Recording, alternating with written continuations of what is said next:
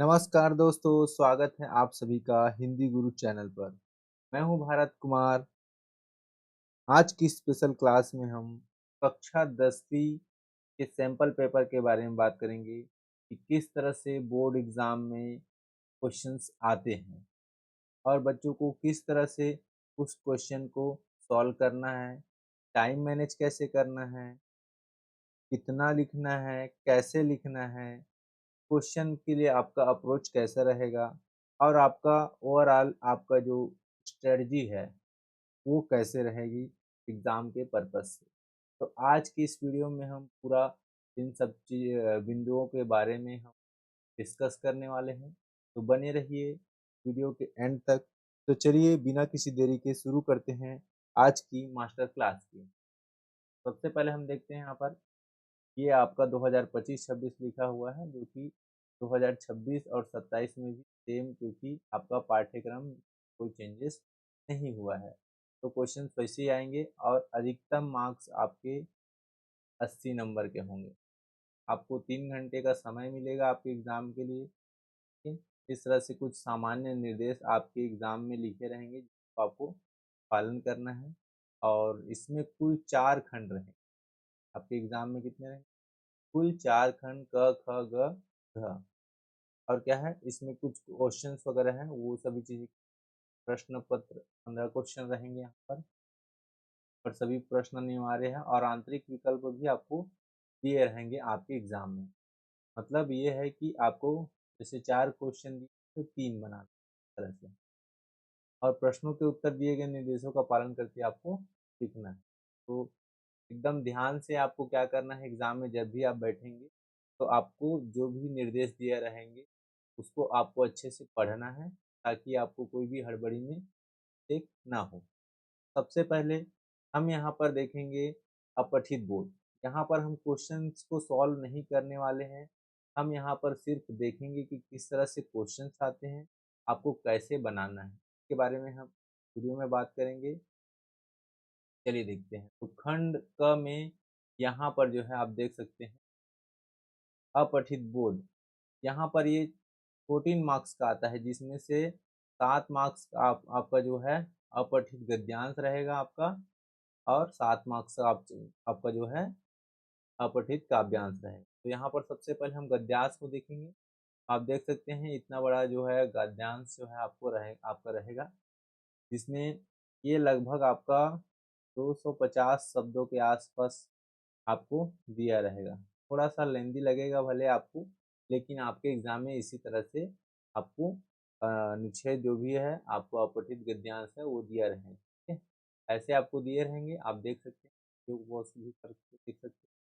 अब फिर आपका एग्जाम में क्या है, क्वेश्चन है। जैसे यहाँ पर जैसे आपने इस गद्यांश को पढ़ा और इस गद्यांश के पर आधारित क्या है क्वेश्चन रहेंगे, उपयुक्त गद्यांश किस विषय वस्तु पर आधारित है। तो जैसे आप इसको पढ़ेंगे तो क्या है, आपको समझ में आएगा कि इसका आंसर क्या होने वाला है। जैसे वहाँ पर 1 2 ऑप्शन 4 दिए रहेंगे आपको। ठीक है? और मैं अपनी पर्सनल इस चीज़ पर मेरा राय ये है कि सबसे पहले आप क्वेश्चन को एक बार पढ़ लें।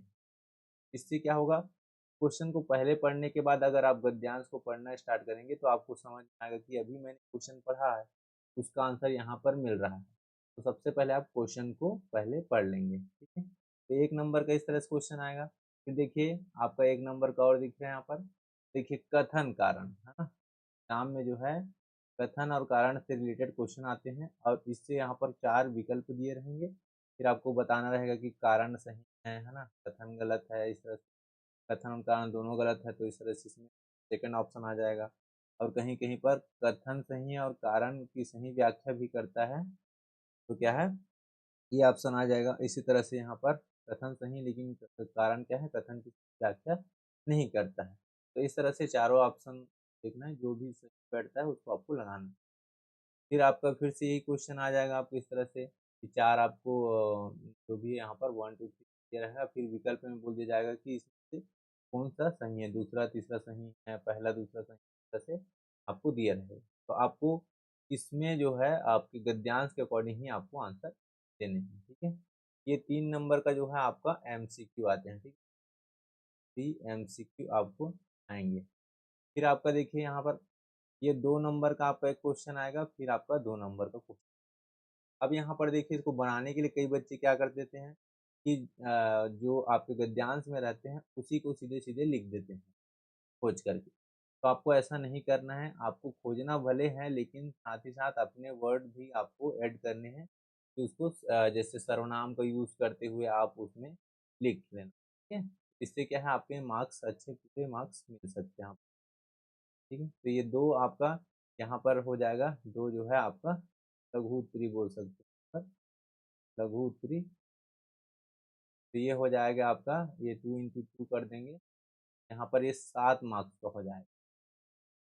सेम आपका काव्यांश के लिए भी रहेगा, काव्यांश भी आपको कुछ ऐसे दिया रहेगा, देख लीजिए आपका, तो थोड़ा सा लेंदी ये भी रहेगा। तो आपको ऐसे काव्यांश दिए रहेंगे, ठीक है। फिर इस कोई क्वेश्चन आएंगे 1 नंबर का आएगा आपका, फिर से आ जाएंगे यहाँ पर, और आपका फिर से 2 into 2 = 4, ये भी 7 मार्क्स के आपके सेम आपका इसमें भी आ जाएगा, तो ठीक है। अभी देखिए काव्यांश को, आपका गद्यांश तो आपको पढ़ के सीधे सीधे वहां से आपको पता चल जाता है, लेकिन काव्यांश थोड़ा सा कविता टाइप का रहता है, तो उसको थोड़ा सा, हालांकि इसमें इतना कठिन आपको नहीं किया जाएगा, तो इसलिए आसान शब्द दिया रहेगा, आपको समझ के उसको लिखना है। ये देखिए फिर से कथन कारण, ये क्वेश्चन हमेशा आएंगे ही, असर्शन वाला जो क्वेश्चन है।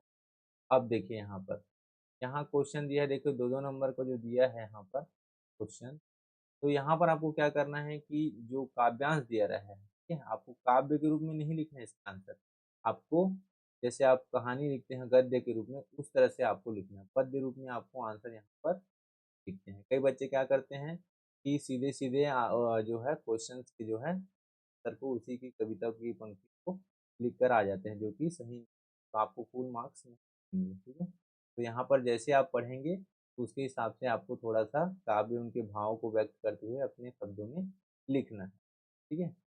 चलिए अब हम खंड का हो गया, अब हम क में आते हैं।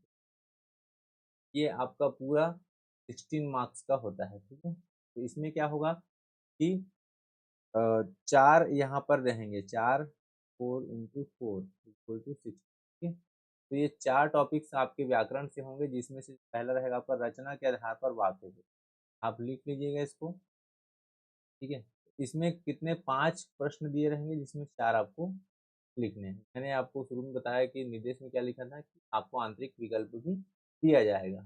जैसे देखिए यहाँ पर सरल वाक्य में बदलिए, जैसे यहाँ पर कोई भी वाक्य दिया है ना, ये कौन से वाक्य में है, ये संयुक्त वाक्य में हो सकता है या फिर मिश्र वाक्य में हो सकता है, उसको आपको सरल वाक्य में बदलना है। तो मतलब ये है कि 3 वाक्य, सरल वाक्य, संयुक्त वाक्य, मिश्र वाक्य, है ना, आप देख भी सकते हैं। तो इन्हीं को क्या करना है आपको एक दूसरे में एग्जाम में चेंज करने के लिए आता है, ठीक है। उसके बाद में या तो आपको वाक्य का भेद पूछ देगा, 2 चीजें यहाँ पर दिख रहा है, एक तो ये आपको क्या क्या है कि एक तो बदलने वाला है, ठीक है, बदलने वाला, और दूसरा क्या है उसके भेद बोल सकता है, ठीक है। तो इस तरह से, या फिर एग्जाम में बोल देगा कि एक संयुक्त वाक्य, कोई भी वाक्य का क्या है एक उदाहरण लिख दीजिए, इस तरह से आ सकता है। तो आपको हर चीज़ के लिए तैयार रहना है, ऐसा नहीं है कि इसमें क्या है ऐसी चीज़ एग्जाम में आ जाए, ये सैंपल के लिए है, लेकिन आपका इसी के इर्द गिर्द आपके एग्जाम में आएंगे, ठीक है। चलिए अब ये तो हो गया रचना के आधार पर, फिर आपका आता है वाच्य। तो वाच्य में किस तरह से क्वेश्चन आएंगे, आपको ऐसा कोई भी वाच्य दे दिया रहेगा और बोलेगा कि कर्म वाच्य में बदलना है या कर्तृ वाच्य में बदलना है, वाच्य में बदलना है। तो सबसे पहले आपको देखना है कि ये पहले जो है ये किस वाच्य में, उसके हिसाब से आप उसको बदल सकते हैं, ठीक है। तो जैसे यहाँ पर देखिए, आओ पेड़ की छाया में बैठे, ये भाववाच्य में बदलना है, और मुझसे यह काम नहीं हो सकता इसको प्रतिवाच्य में। तो यहाँ पर आप देख सकते हो कि ये कौन से वाच्य में दिख रहा है, ये कर्तृवाच्य, 2 वाच्य होगा, या तो कर्मवाच्य होगा या भाववाच्य होगा, आपको कर्तृवाच्य में बदलना है। अब देखिए यहाँ पर भी वही चीज़ है कि आपको वाच्य पहचान करके लिखना है। कई बच्चे क्या करते हैं, यहाँ पर हालांकि लिखा हुआ है लेकिन कर्तृवाच्य लिखने नहीं है, तो आपको इसका अभ्यास करना है, कर्मवाच्य, कर्तृवाच्य, जितने भी वाच्य है उसको आपको अच्छे से लिखने आना चाहिए, ठीक है। अब आते हैं पद परिचय, ये भी आपका 4 मार्क्स का रहेगा। सेम आपका इसमें भी फिर से अब देखिए यहाँ पर लिखा है रेखांकित पदों का पद परिचय लिखिए। तो एग्जाम में आएगा तो जैसे यहाँ पर दिख रहा है रेखांकित, अंडरलाइन जो रहेगा उसको क्या है आपको आंसर लिखना है, इसके पद परिचय बताना है। शीला अग्रवाल जो है ये क्या है, संज्ञा है, सर्वनाम है, क्या है, विशेषण है। आगे हम वीडियो बनाएंगे तो पद परिचय के बारे में आपको बताएंगे। यहाँ पर देखिए कीरे की पनियाती फाके सब बहुत स्वादिष्ट। तो यहाँ पर जितने भी अंडरलाइन दिख रहा है आपको बताना है कि क्या चीज़ है, क्या है, सर्वनाम है, क्या है, विशेषण, संबंध बोधक है, क्या है, तो उसको आपको बताना है और 2-3 ऐसे कॉमा लगा लगा के आपको लिखना है, तो आपका नंबर जो है अच्छे से मिलेगा। ठीक है, सेम ऐसे ही आपका अलंकार भी आ जाएगा, ये भी आपका 4 मार्क्स का रहेगा, इसमें भी 5 दिया रहेगा, आपको 4 बनाना। ऐसे देखो, प्रीति नदी में पाँव न बोरियो, यहाँ पर क्वेश्चन क्या लिखे हैं, अलंकार पहचान कर। तो एग्जाम में हमेशा याद रखिएगा कि आप जब भी नोट्स बनाए तो पहचानने वाला आपको क्या है पता होना चाहिए, अलंकार को हम कैसे पहचानेंगे। ठीक है, और दूसरी बात यह है कि जो अलंकार है, जैसे यहाँ पर उपमा अलंकार है ना, रूपक है, यही चीजें आपके सिलेबस में भी है, अतिशयोक्ति है, मानवीकरण है। तो ये आपको पहले बात तो लिखने आना चाहिए। उत्प्रेक्षा है, कई बच्चे उत्प्रेक्षा लिख नहीं सकते, तो इन सभी चीजों को पहले बात तो आपको अगर नहीं आता है तो बिल्कुल लिखने का प्रयास करिए, लिखें। मुझे सही में लिखने आता है, मान लो अगर यहाँ पर आपको पता भी है कि उत्प्रेक्षा अलंकार, लेकिन आपको लिखने नहीं आ रहा है तो फिर आपका क्या है नंबर कट सकता है। तो ये चीज को आपको ध्यान रखना है। और सबसे पहले देखिए यहाँ पर सम दिख रहा है, ये रूपक अलंकार आपको समझ में आना, डैश, तो ये आपका क्या हो जाएगा, आपका उपमा अलंकार हो जाएगा। ठीक है, जैसे यहाँ पर ये आपको क्या है अतिशयोक्ति अलंकार हो जाएगा। बहुत सारी ऐसी चीजें आपको जैसे जो इस तरह से आपको, ठीक है, आपको पहचानना है। ये 5 अलंकार आपको दिए रहेगा और 5 अलंकार में से ऐसे सभी अलंकार के उदाहरण को देखने को मिलेगा। या एग्जाम में बोल देगा कि उत्प्रेक्षा अलंकार के उदाहरण लिखिए, वैसे भी आपका एग्जाम में आ सकता है। ठीक, क्या और क्या बोल सकता है कि किस अलंकार में बातों को बढ़ा चढ़ा कर पूछा जाता है, तो इस तरह से क्वेश्चन आपके बन सकते हैं। चलिए आगे बढ़ते हैं, ये का हो गया। अब आते हैं हम क्या पाठ्य पुस्तक पर। तो अभी हमने देखा देखिए 14 + 16 यहाँ पर कितना मार्क्स का हो जाएगा, ये आपका 30 मार्क्स का कंप्लीट हो गया है। ठीक, अब आते हैं ऊपर, ये आपका 30 मार्क्स का फिर आ जाएगा। ठीक है, जो कि पाठ्य पुस्तक, आप देख सकते हैं पाठ्य पुस्तक से ओनली 80 में से 30 मार्क्स बता रहा है। ठीक है, और पूरक पाठ्य पुस्तक, तो ये आपका पाठ्य पुस्तक का नाम क्या है, क्षितिज है, क्षितिज भाग 2। और ये आपके क्या है कृतिका, जो आपके पूरक है। अब इससे क्वेश्चन कैसे आते देखिए, तो सबसे पहले यहाँ पर देखिए पठित गद्यांश से रिलेटेड आपको 5 MCQ देखने को, यहाँ पर देख सकते हैं 5x1। आपका जैसे यहाँ पर ये क्या है, ये बाल गोविंद भगत पाठ से लिया गया है, तो ऐसे ही आपको थोड़ा सा छोटा रहेगा, आपका अपठित गद्यांश से थोड़ा सा छोटा रहेगा, ये लगभग आपको 100 से 150 शब्दों में सब कह सकते हो, ऐसा देखने को मिलेगा। और आपके पाठ जो आपने पढ़ा है उसी से रिलेटेड जो है आपको देखने को मिलेगा। तो इस तरह से आपको इसमें भी देखिए, है ना, ऐसे विकल्प दिया रहेगा कौन सही कैसा है, इस तरह से क्वेश्चन, ये क्वेश्चन का आपको अभ्यास अच्छे से करना है। ठीक है, जैसे यहाँ पर नॉर्मल भी क्वेश्चन आपको देखने को 1 2 जैसे सी, और आपको कथन कारण वाला भी जैसे यहाँ पर देखें, तो दोनों तरह से आपका जो है एक सिंपल क्वेश्चन भी रहेगा, आपका थोड़ा सा कथन कारण वाला भी मॉडरेट लेवल का भी रहेगा। तो इस तरह से क्वेश्चन देखिए आप, है ना, यहाँ पर भी देखिए इस तरह से क्वेश्चन की कोई कथन कारण कौन दो सही है, 3 तरह से, और लास्ट में फिर से वही नॉर्मल दीजिए 1 2 3 ऐसा करके। तो इस तरह से क्वेश्चन एमसीक्यू 5 रहेंगे आपका गद्यांश से। अब फिर आपका आएगा क्या है, किन्हीं 3 प्रश्नों के उत्तर देना है, मतलब 25 से 30 शब्दों में, 2 नंबर का 3 क्वेश्चन रहेगा। ठीक है, तो ये 6 हो जाएंगे।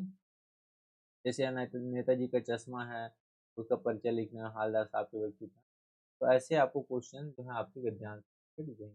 यहाँ पर मंत्री हो गए, और ये नौबत खाने में इबादत, ऐसे पाठों से लेकर के क्या आपको क्वेश्चन, ये संस्कृति पाठ से लेकर हो जाए। तो यहाँ पर क्या है 3-4 जो पाठ है आपका अब आपके 5-6 चैप्टर हैं आपके इसमें, है ना?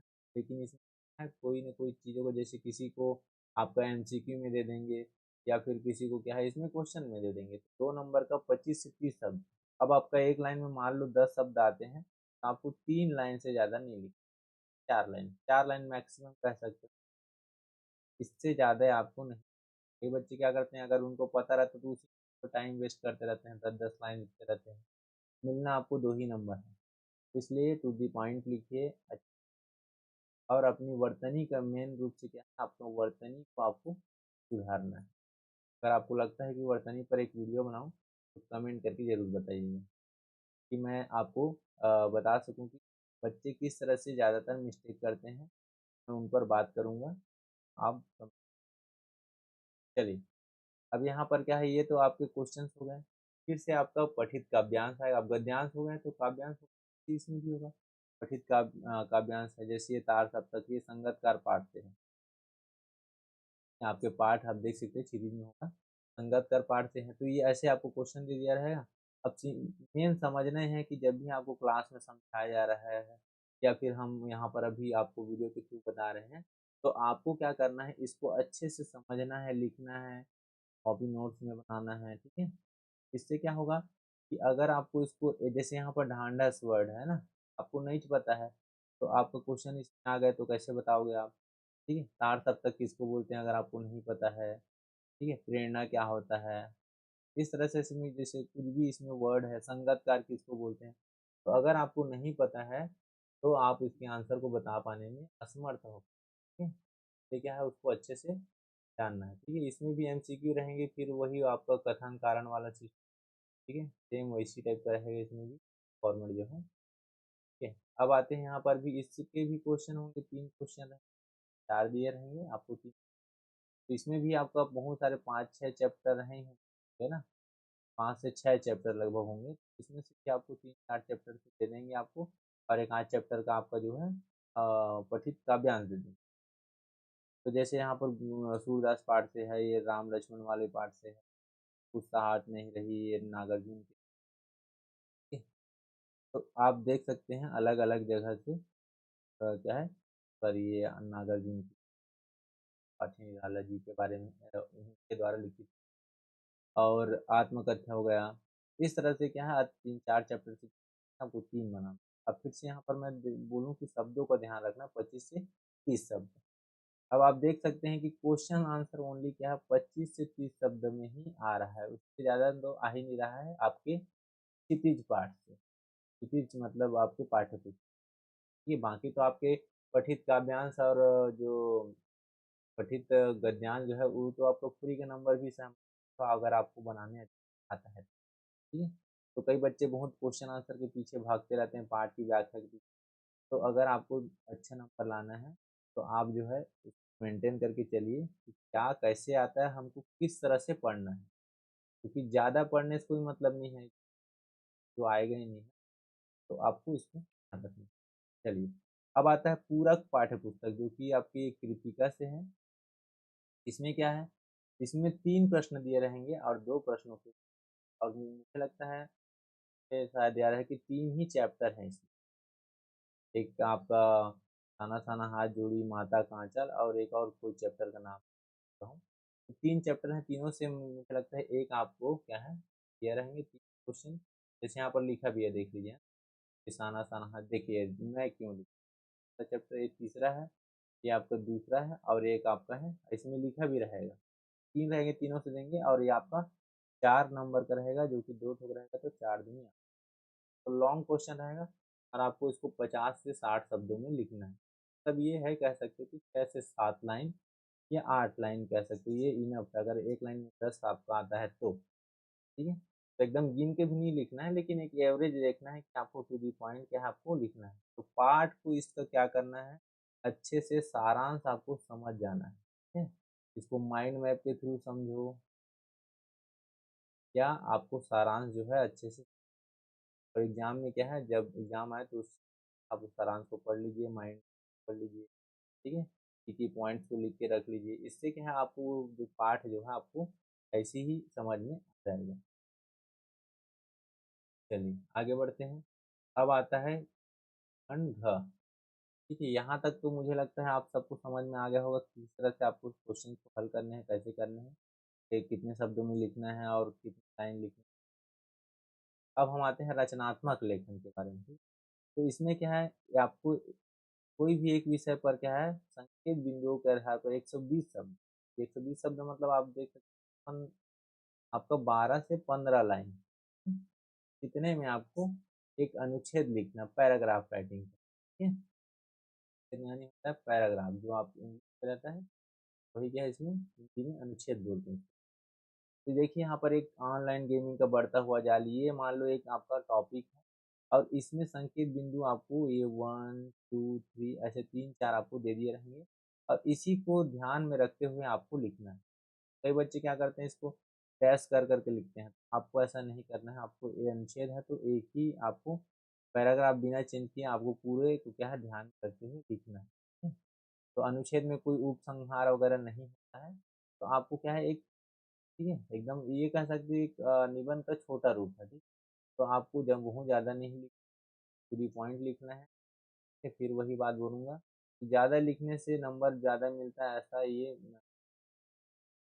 आपको अत्यधिक लिखने से बचे, जो है टू दी पॉइंट लिखिए आगे।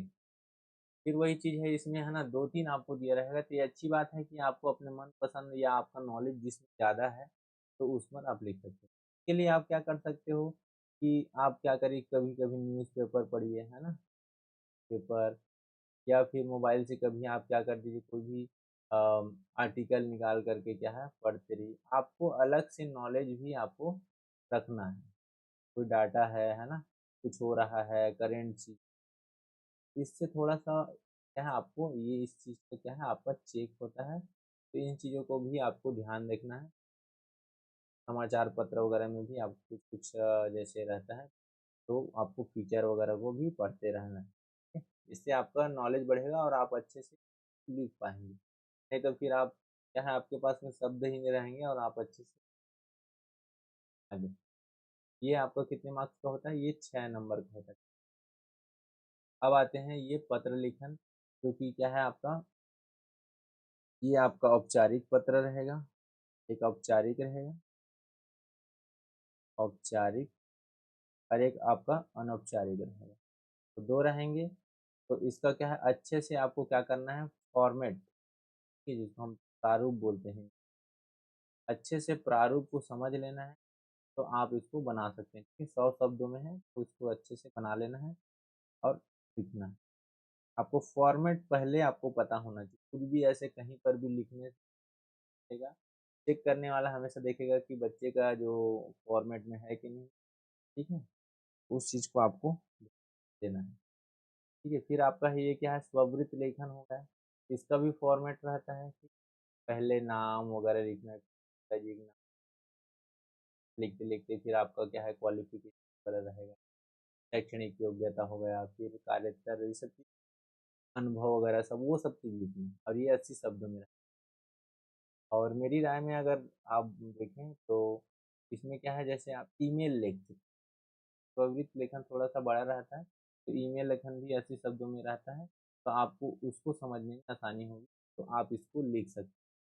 आप चाहें तो दोनों भी कर सकते हैं, कोई फाउंडेशन नहीं है, लेकिन ईमेल लिखना ज़्यादा इजी रहेगा एज कम्पेयर टू त्वरित लेखन। तो आगे चलिए, अब हम आते हैं यहाँ पर एक विज्ञापन लेखन। ये विज्ञापन लेखन 40 शब्दों में, ये 4 नंबर का रहेगा, इसमें से कोई भी एक लिखना है, बधाई कोई भी संदेश रहेगा, इसमें अलग अलग बधाई संदेश, शुभकामना संदेश, और कोई भी शोक संदेश भी हो सकता है, ऐसे एग्जाम में ऐसे आएगा। लेकिन आपको कुछ न कुछ जैसे दिवाली में किसी को बधाई दे रहे हैं या शुभकामना दे रहे हैं, तो ये सब चीज़ आपको सीख सकते हैं।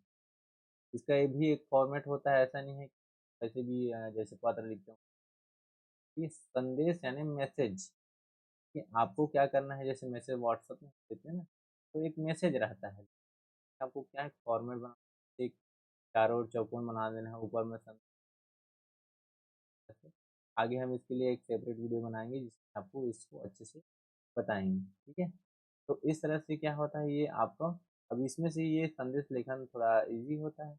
अब विज्ञापन लेखन में क्या है, मान लो कोई बच्चा चित्र वगैरह अच्छा बना लेता है तो वो अच्छे से बना लेगा, अपना कर सकता है कि आपको दिया रहेगा, आपको बना देना। तो ये हो गए आपका पूरे 80 मार्क्स, पूरे 80 मार्क्स के जो क्वेश्चन है, और इसी तरह से क्वेश्चंस आते हैं। तो दोस्तों ये थी हमारी पूरी क्लास जो कि आपकी सैंपल पेपर की थी, और मुझे पूरा यकीन है ये जो सैंपल पेपर से आपको हर चीज़ एकदम क्रिस्टल क्लियर हो गया होगा, किस तरह से आपके बोर्ड एग्ज़ाम में क्वेश्चंस आते हैं और आपको किस तरह से उसको सॉल्व करना है। ठीक है? तो आपके मन में कोई भी डाउट होगा तो कमेंट बॉक्स में लिख दीजिएगा। आपके लिए एक छोटा-सा सवाल है कि मैंने इतना बताया है और इसके लिए एक सवाल तो बनता है, तो मैं आपसे एक छोटा-सा सवाल करूँगा। आप ये बताइए कि व्याकरण जो है, ये आपने पढ़ा है, ठीक है? व्याकरण कितने अंकों के आएँगे? ठीक है? और कौन-कौन से आएँगे? ये कौन-कौन से आएँगे? कमेंट में लिख के बताइए, ठीक है? जल्दी से। मिलते हैं अगली क्लास में एक और शानदार टॉपिक के साथ। तब तक के लिए पढ़ते रहिए, सीखते रहिए। जय हिंद, जय भारत।